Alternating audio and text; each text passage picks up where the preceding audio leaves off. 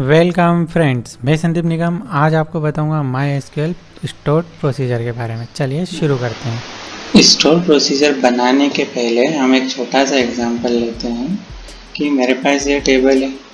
मुझे एक ऐसी एसक्यूएल लिखना है जिसमें मैं देखूं कि मुझे यदि किसी भी आइटम की क्वांटिटी 10 क्वांटिटी से कम हो तो उसकी एक रिपोर्ट मिल जाए।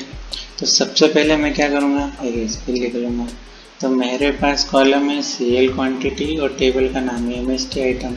तो हम एसक्यूएल में गए और हमने सबसे पहले क्या लिखा है, यहाँ पर सिलेक्ट स्टेप हम लिखा हुआ है वे सीएल क्वांटिटी 10 इक्वल में भी ले लेते हैं। कम से कम इस पूरी एसक्यूएल को मैं कॉपी कर लेता हूँ और यहाँ पर एग्जीक्यूट करके भी देख लेता हूँ। अब देखिए 2 एक क्वांटिटी आ गई। अब मुझे ये एसक्यूएल बार बार एग्जीक्यूट नहीं करना है, तो अब मैं क्या करूँगा, इसके लिए एक प्रोसीजर बनाऊँगा। तो प्रोसीजर बनाने के 2 तरीके हैं। पहला तो आप कमांड से बना सकते हैं, दूसरा तरीका आप इनके टूल्स को यूज़ करके बना सकते हैं। तो मैं पहले एसक्यूएल में गया और यहाँ पर बनाना स्टार्ट करता हूँ, है ना। सबसे पहले हम डेलीमीटर्स लिख देंगे। डेलीमीटर्स को लिखते हैं, कोई कुछ भी यूज़ कर सकता है, मैंने $2 यूज़ कर लिया ना। डेलीमीटर्स इसलिए लिखे जाते हैं कि हमारा जो प्रोसीजर बन रहा है ये कहाँ पर क्लोज हो रहा है। अगर हम सेमीकोलन से ही क्लोज करेंगे तो जो अंदर के स्टेटमेंट है वहीं पर क्लोज हो जाएगा। तो हम यहाँ पर क्या करते हैं, उससे चेंज कर देते हैं डेलीमीटर्स को। हमने $, लगा दिया तो वो समझ जाएगा कि अब जब भी क्लोज करना है उसको $, से करना है, ठीक है। प्रोसीजर लिखने के लिए सबसे पहले क्रिएट प्रोसीजर, है ना।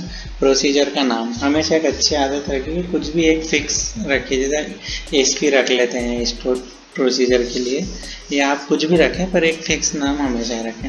दूसरा, हम क्या चाह रहे हैं, हम एक रिपोर्ट चाह रहे हैं जिसमें क्या हो कि मिनिमम स्टॉक से नीचे वाले का डेटा है। तो हमने लिख दिया गेट मिन स्टॉक, यह प्रोसीजर का नाम हो गया। अभी हम कुछ भी एडवांस नहीं सीख रहे हैं, सिंपल नाम लिखा। इसके बाद हमने इसे शुरू किया और हमने यहाँ पर एंड किया। अब जो हमने एसक्यूएल लिखी थी उसे यहाँ पेस्ट कर दी, यहाँ पे सेमीकोलन लगा दिया।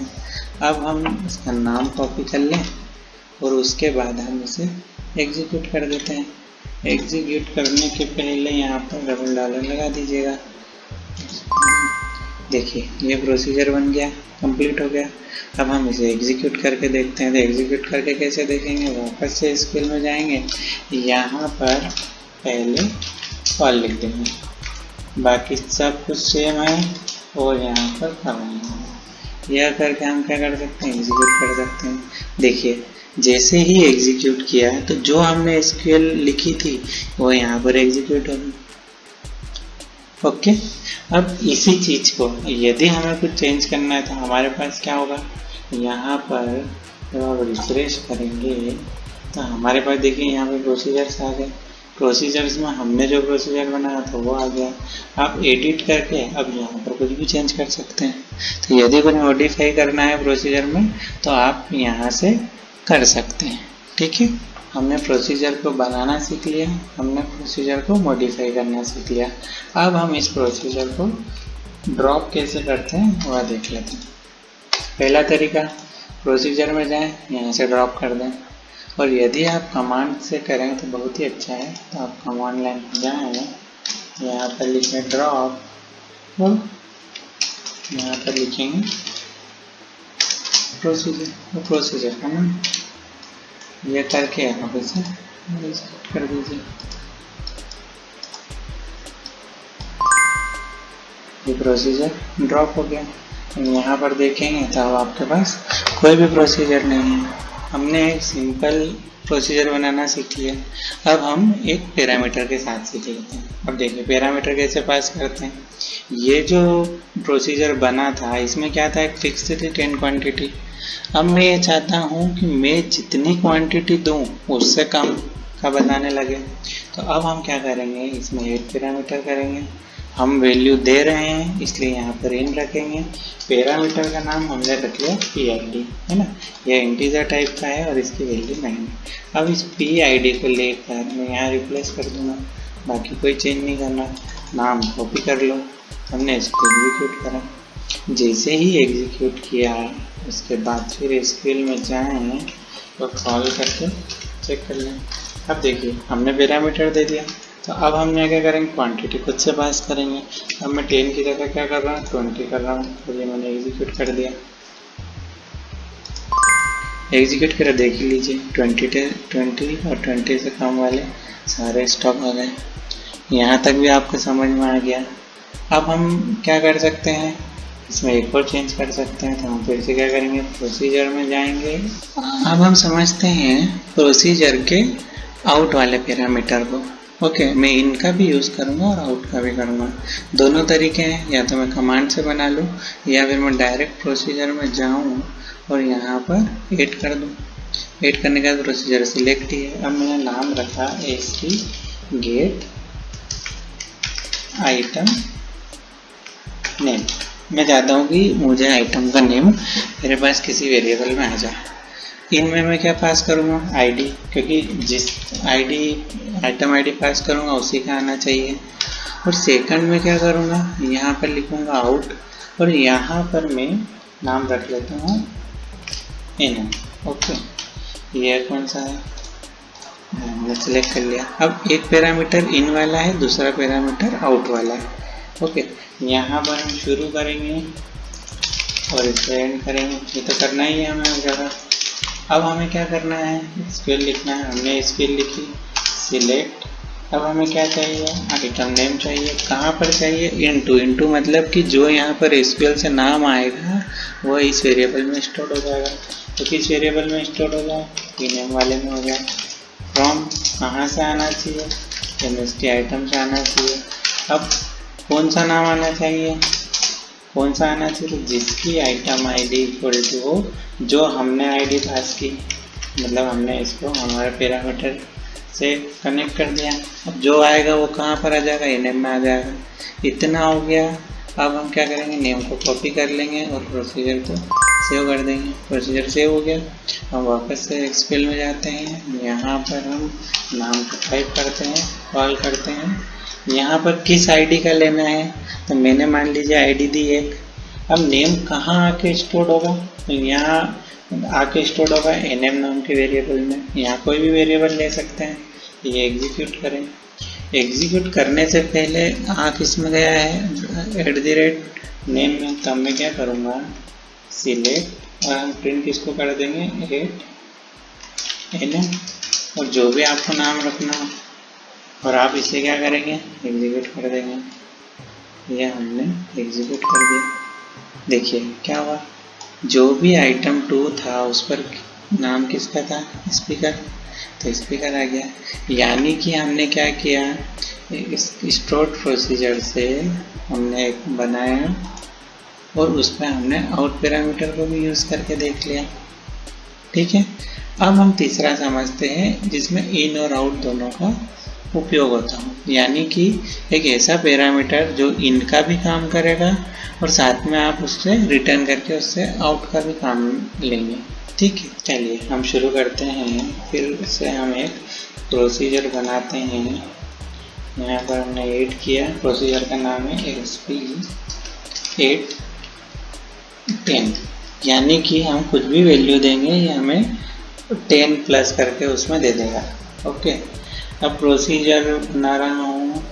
यहाँ पर मैं इन और आउट का यूज़ करना सिखा रहा हूँ। मैंने नाम उसका फिर से रख लिया आई, जो भी वेरिएबल है मैं आई मानूंगा, इंटीजर ही मानूंगा। ठीक है, अब मैं यहाँ कुछ भी नहीं कर रहा। मैं यहाँ पर क्या करूँगा, जो वेरिएबल है आई, उसमें हम क्या करेंगे, set I equal to I plus 10। अब जो भी भेजोगे उसमें 10 प्लस कर देगा, बस इतना।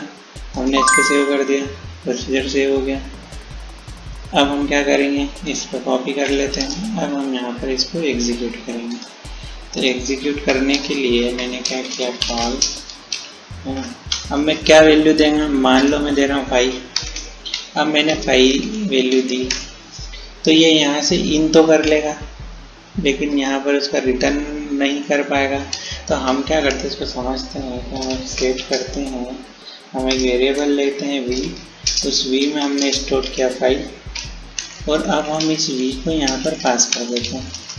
ओके, v में 5 पास किया और यहाँ पर अब एक सिलेक्ट लिखते हैं और उस सिलेक्ट से हम क्या करेंगे, चेक कर लेंगे इसको। देखिए समझना है, यहाँ पर हमने v में 5 दिया और 5 को यहाँ पास किया, वहाँ से अंदर जाके क्या होगा, +10 हो जाएगा। तो यहाँ पर v की वैल्यू क्या हो जाएगी, ये हमने लिख लिया है, जैसे ही कर लेते हैं। ओके, अब हम क्या करते हैं, एग्जीक्यूट कर देते हैं। तो एग्जीक्यूट करने के लिए क्लिक किया, देखिए जैसे ही एग्जीक्यूट किया तो हमारे पास वैल्यू क्या आ गई, ठीक है, यानी कि उसमें जुड़ गया। अब आप और अच्छे से देखना चाहते हैं तो आप क्या करें, इसके स्क्रीन में जो हमने कॉपी की थी उसमें हम फिर से एक बार कॉल कर देते हैं। तो अब क्या होना चाहिए, रिजल्ट क्या आना चाहिए, ठीक है, यानी 10 था, हमने 5 दिया, 5 में 10 प्लस हुआ और फिर से एक बार 10 प्लस हो गया तो हो गया 25। यहाँ पर हम जब एडिट करते हैं तो हमें कुछ ऑप्शंस और दिखाई देते हैं, तो मैं एक एक करके आपको यह भी बता देता हूँ कि ये कैसे काम करते हैं। देखिए, डिटरमिनिस्टिक का मतलब क्या होता है कि यदि हमारा इनपुट फिक्स है, यानी कि यदि हम इनपुट 1 दे रहे हैं और आउटपुट 4 निकल रहा है और हर टाइम पर 1 देने पर 4 ही निकलेगा, तो आप डिटरमिनिस्टिक पे टिक लगा दें। और यदि ऐसा नहीं होता हो तो आप इस पर कभी भी टिक ना लगाएं। एडजस्ट प्रिविलेज करके क्या है, यह फीचर एक नया PHP माय एडमिन में ही है कि यदि आपने इसका नाम चेंज कर दिया, मतलब अभी जैसे आपने प्रोसीजर बना लिया, ये फंक्शन के लिए भी लागू होता है, आपने कोई प्रोसीजर बना लिया और बाद में इस प्रोसीजर का नाम बदल दिया, तो अगर आप PHP माय एडमिन का यूज़ करते हैं तो वह क्या करता है कि नाम बदलने पर जो जो भी प्रिविलेज आपने इस पर दे रखे हैं वो अपने आप नए पर भी सेट हो जाते हैं। इसलिए अगर आप वैसे बाय डिफ़ॉल्ट टिक ही होता है, और अगर आप हटाना चाहें तो हटा सकते हैं। तो अच्छा फीचर है, हमें टिक ही रहना चाहिए। अब आता है डिफाइनर। डिफाइनर ये किसने बनाया, वो खुद आईडी पासवर्ड खुद ले लेता है और आप उसकी बेस पे जो सिक्योरिटी सेट करना चाहते हैं वो डिफाइनर के प्रिविलेज के हिसाब से करना चाहते हैं या जो इसे एग्जीक्यूट करेगा उसके प्रिविलेज के हिसाब से करना चाहते हैं। तो बाय डिफ़ॉल्ट हम हमेशा डिफाइनर ही रखते हैं। उसके बाद एसक्यूएल डेटा एक्सेस, इसमें हमारे पास ऑप्शन है पहला नो एसक्यूएल, यानी कि आपने कोई भी एसक्यूएल का उपयोग नहीं करा हो इसमें किसी भी प्रकार का, तो आप नो एसक्यूएल रख दीजिए। दूसरा ऑप्शन है इसमें कंटेंट्स एसक्यूएल, मतलब कि आप एसक्यूएल के कुछ जैसे सेट हुआ या एग्जीक्यूट हुआ या इस तरह के कुछ यूज़ कर रहे हैं तो आप कंटेंट्स एसक्यूएल वाला ऑप्शन रख लीजिए। और यदि आप रीड एसक्यूएल डाटा रखते हैं, यानी कि आपने सिर्फ सिलेक्ट स्टेटमेंट का यूज़ किया हो तो आप ये वाला रख लीजिए। और यदि आपने इसमें इंसर्ट, अपडेट, डिलीट कुछ भी चलाई है तो आप कौन सा रखेंगे, modifies SQL data. Last option हमारे पास है कमेंट, तो यदि आप इसके बारे में कुछ लिखना चाहते हैं तो यहाँ पर लिख सकते हैं। आशा है मुझे आपको यहाँ तक का MySQL स्टोर प्रोसीजर के बारे में समझ में आ गया होगा। यदि आपको कोई भी कन्फ्यूज़न हो, कोई डाउट हो तो आप मुझे कमेंट कर सकते हैं। मिलते हैं नेक्स्ट वीडियो में। Thanks for watching.